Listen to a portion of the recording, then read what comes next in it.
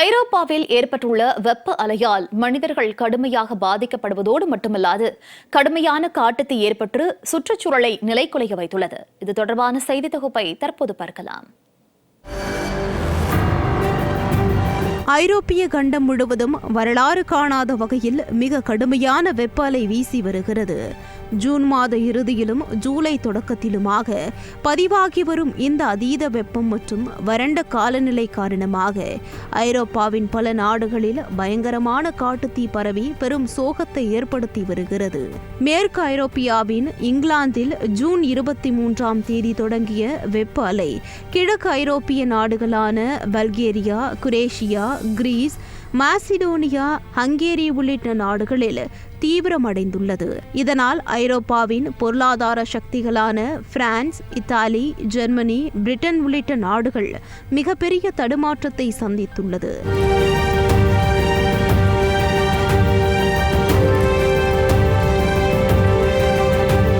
வழக்கமாக ஐரோப்பியாவில் வெப்பம் அதிகபட்சமாக 30 டிகிரி தான் இருக்கும் என்ற நிலையில் 36 முதல் 40 டிகிரி வெப்பம் அங்குள்ள மக்களை நிலைகுலைய செய்துள்ளது.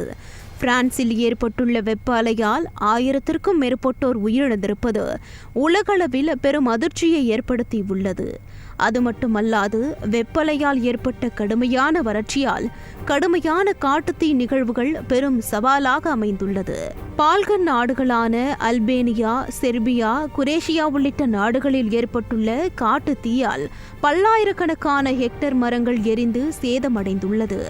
இதனை அணைக்க விமானங்கள் உதவியுடன் தீயணைப்பு வீரர்கள் ஈடுபட்டு வருவதோடு காட்டில் உள்ள விலங்குகளை வேறு இடத்திற்கு மாற்ற கடும் போராட்டத்தில் ஈடுபட்டுள்ளனர். உலகளாவிய தொழில் நிறுவனங்களின் ஆதிக்கம், காடுகள் அழிப்பு போன்ற மனித செயல்பாடுகளின் விளைவை ஐரோப்பியா அனுபவித்து வருகிறது.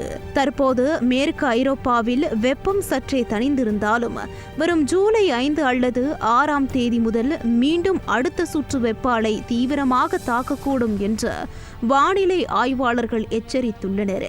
இதற்கான முன்னேற்பாடுகளுக்கு ஐரோப்பிய தயாராக வேண்டிய கட்டாயத்திற்கு தள்ளப்பட்டுள்ளது.